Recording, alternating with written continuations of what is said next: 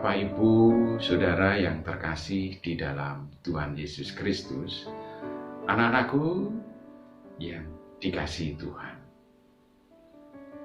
Pada pagi hari ini sebelum kita melakukan suatu kegiatan, aktivitas pada hari ini, biar apa yang kita lakukan dari pagi sampai malam atau sampai besok pagi, selalu diberkati dan mendapatkan penyertaan Tuhan.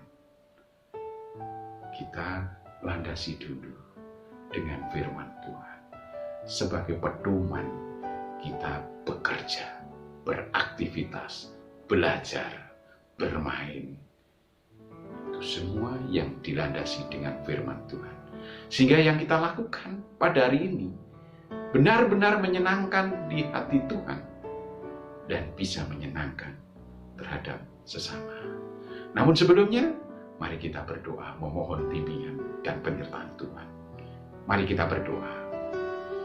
Bapa di dalam surga, kami mengucap syukur ya Tuhan, atas bimbingan dan penyertaan Tuhan dalam kehidupan kami.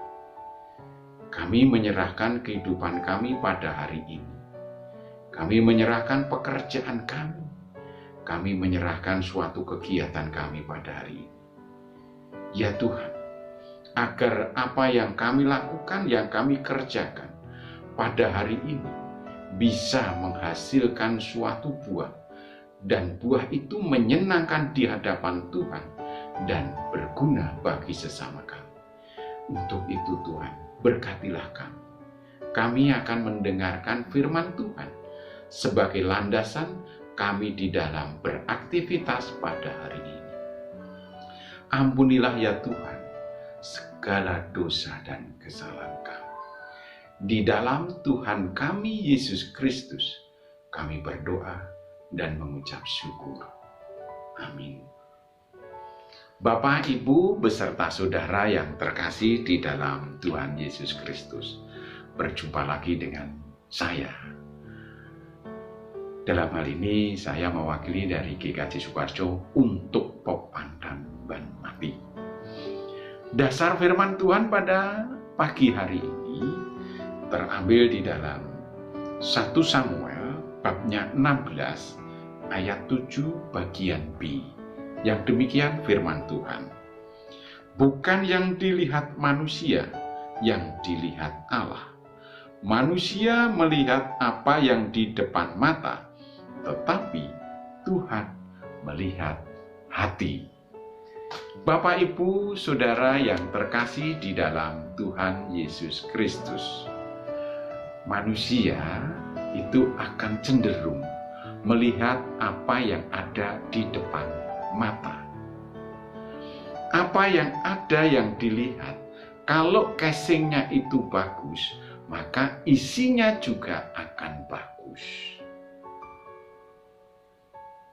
Kalau orang penampilannya itu rapi, ganteng, cantik, orang akan menilai hatinya juga cantik dan bagus. Itu yang dilihat oleh manusia. Tapi apakah benar? Kalau Tuhan bukan melihat apa yang kelihatan saja, tetapi Tuhan melihat hati. Ada apa yang di dalam hati kita semuanya ini? Tuhan melihat. Tuhan mengerti.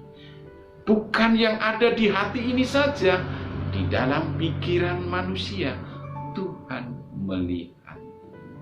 Untuk itu, mari kita jaga hati kita, pikiran kita dengan benar. Bagaimana hati dan pikiran kita itu menjadi benar di hadapan Tuhan. Maka hati yang benar itu harus dirawat. Karena Tuhan melihat apa yang ada di hati kita. Apa rencana yang ada di dalam pikiran kita, yang ada di hati kita. Pada saat Kain mau membunuh saudaranya sendiri yang bernama Habil, karena hatinya panas. Hati yang panas Tuhan sudah melihat. Bahkan orang Jawa ada yang berkata, pepatahnya demikian, loro-loro ning ati kuwi nek ra dipercaya. Hati. Mari kita menjaga hati kita dengan benar. Hati yang diperbaharui, hati yang dipimpin oleh Roh Tuhan, yaitu Roh Kudus. Sehingga dalam hal ini, janganlah cepat-cepat kita menilai orang lain, apalagi menghakimi orang lain. Orang yang penampilannya tidak baik, belum tentu hatinya tidak baik. Orang yang penampilannya itu bagus, belum tentu hatinya juga bagus. Maka lihatlah hati kita sendiri-sendiri. Kita jangan menghakimi orang lain. Kita percaya bahwa Roh Kudus itu akan ada dan hidup dan bersama-sama dalam kehidupan manusia.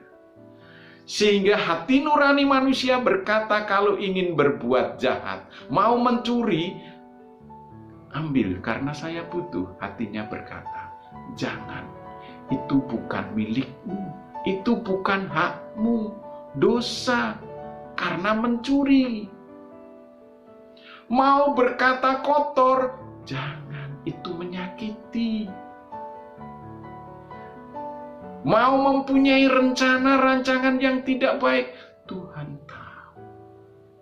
Maka dalam hal ini, marilah kita jangan menghakimi orang lain dengan suatu penampilan.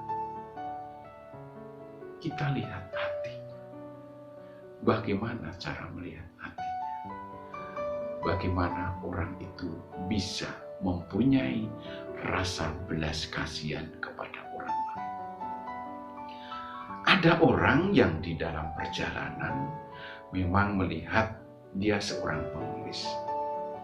Tetapi kondisinya memang sangat memprihatinkan. Orang berpikiran, wah itu pengemis itu biarpun demikian dia pura-pura kok. Dia kaya. Belum tentu. Memang ada pengemis itu yang kaya, tapi juga ada pengemis itu yang benar-benar tidak bisa makan karena tidak mempunyai apapun. Janganlah kita melihat suatu penampilan, tapi lihatlah hati kita. Dalam pergaulan, kita jaga perkataan, pikiran dengan baik. Karena perkataan yang tidak baik itu cerminan dari hati yang tidak baik. Sikap yang tidak baik itu cerminan hati yang tidak baik. Tidak mau menolong terhadap orang lain, itu pun juga cerminan hati yang tidak baik. Apalagi yang namanya iri hati. Karena hatinya tidak baik, muncullah suatu iri hati. Maka Bapak, Ibu, serta saudara yang terkasih dalam Tuhan Yesus Kristus, mari kita jaga hati kita di hadapan Tuhan, agar hati kita baik di hadapan Tuhan. Caranya bagaimana? Kita memohon pada Tuhan, karya Roh Kudus memberi hikmat dalam kehidupan kita. Roh Kudus agar bersama-sama dalam kehidupan kita memperbaharui hati dan pikiran kita, sehingga kita benar-benar takut akan Tuhan. Landasan akan takut pada Tuhan pada hari ini akan melandasi kegiatan kita hari ini. Semua pekerjaan pada hari ini kita lakukan dengan dasar takut akan Tuhan. Bukan takut akan majikan, tetapi takut akan Tuhan. Kiranya Tuhan memberkati kita, sehingga yang kita lakukan adalah hal yang baik. Terima kasih. Tuhan memberkati. Amin.